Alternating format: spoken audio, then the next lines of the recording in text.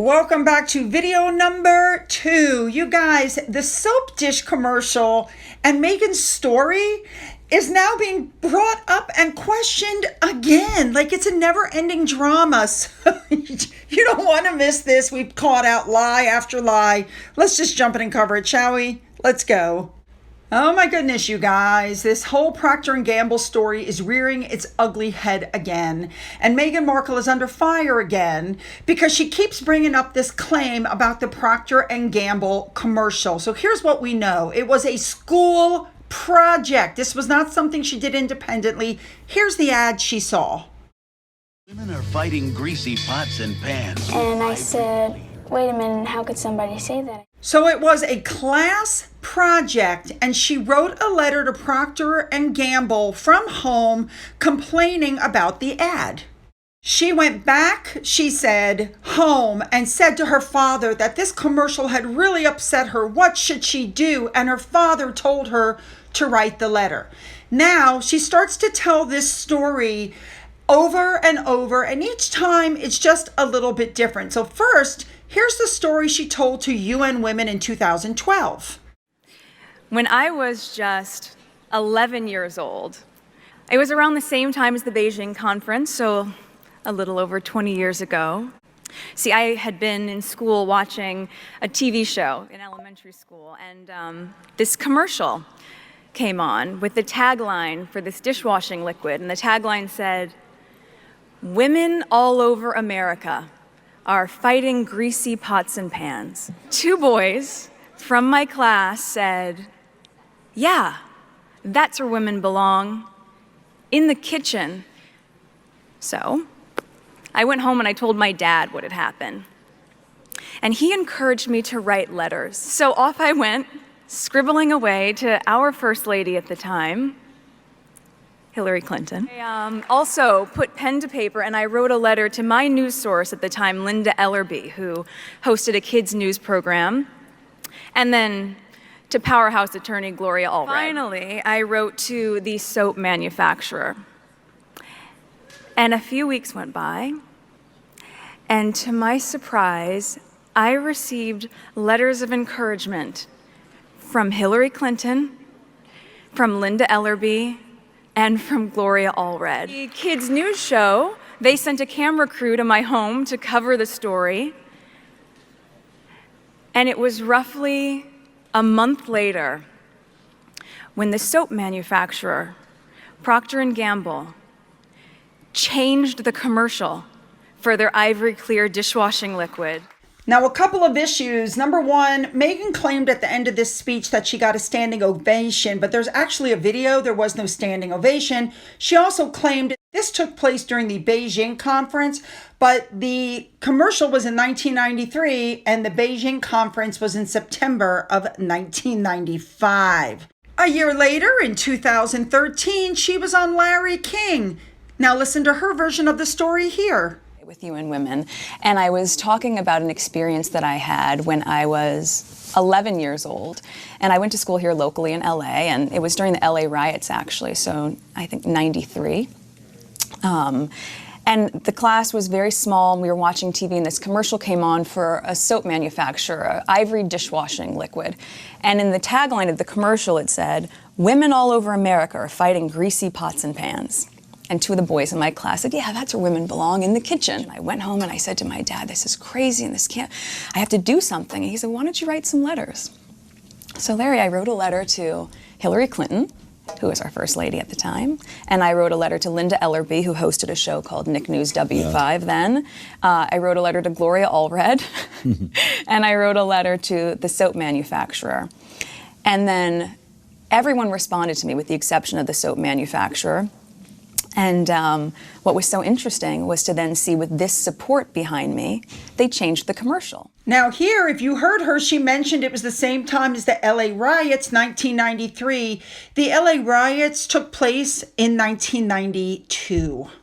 Now, in 2014, Meghan was at a group called He Is For She, and if you go on the TIG and you look, she put up this whole blog about the soap commercial and how it was happening during the riots. But keep in mind, and by the way, when you read this thing about the soap commercial, it's the next version of events. It's completely different from what she said before. We already know from her father she didn't see the riots because he took her to Palm Springs.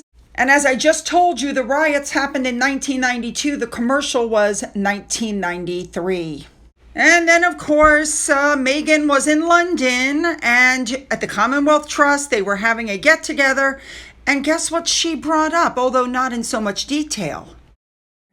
At the age of 11, I had seen a commercial at the time that I found to be very sexist. And, truth be told, at 11, I don't even think I really knew what sexism meant. I just knew that something struck me internally. See that at that age, I was able to actually change this commercial before social media, before being able to, have a larger reach, just putting pen to paper. Then in March of 2024, I think Katie Couric was being a smart butt when she said this. Oh, Meghan, would you tell us about the soap dish commercial? Because there might be somebody out there who hasn't heard it. They were on a panel for Women's Day. I was 11 years old, about 11 years old, and I had seen a commercial on TV for a dishwashing liquid, and the boys in my class at the time said, it said, women all over America are fighting greasy pots and pans. And the boys said, yeah, that's where women belong, in the kitchen.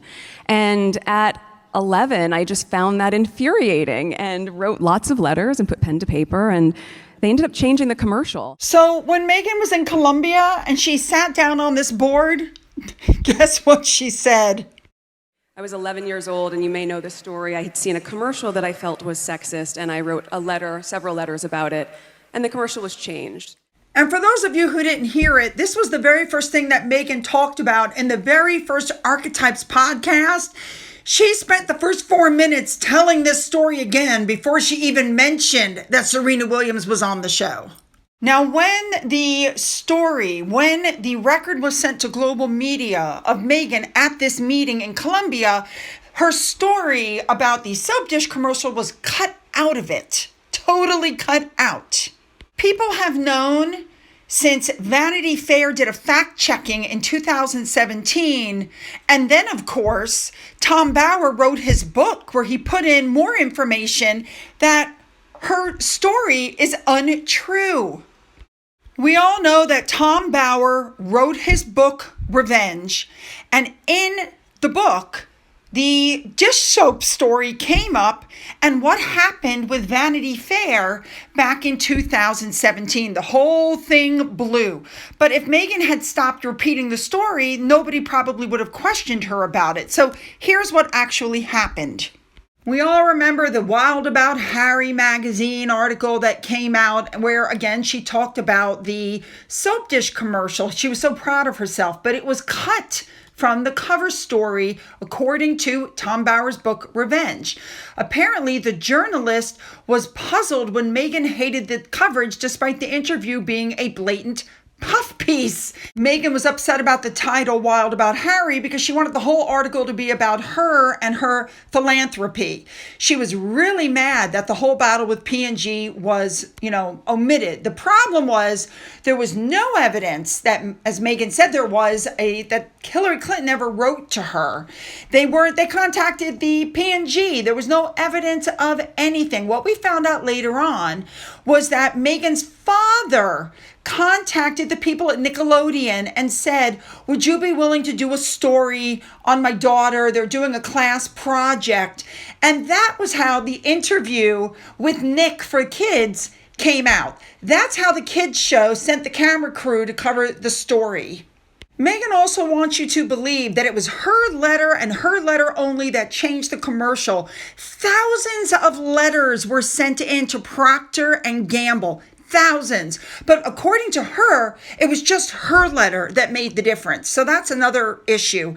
Another problem is that this is back before there were cell phones and video and all this kind of stuff. In order to change the commercial, things had to be rescripted, retaped with actual cameras.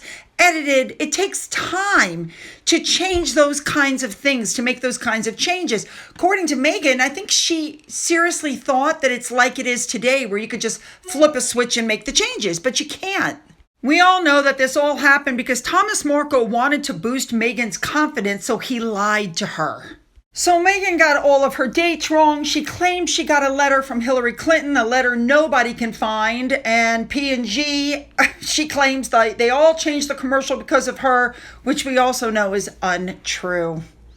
You guys know what to do. Hit the like button and the subscribe button, although it's really a waste of time. Put your comments down, then follow the link to video 3. It is the palate cleanser, but Finn's in it. So you're not going to want to miss the beginning of it at the very least. All right, let's go.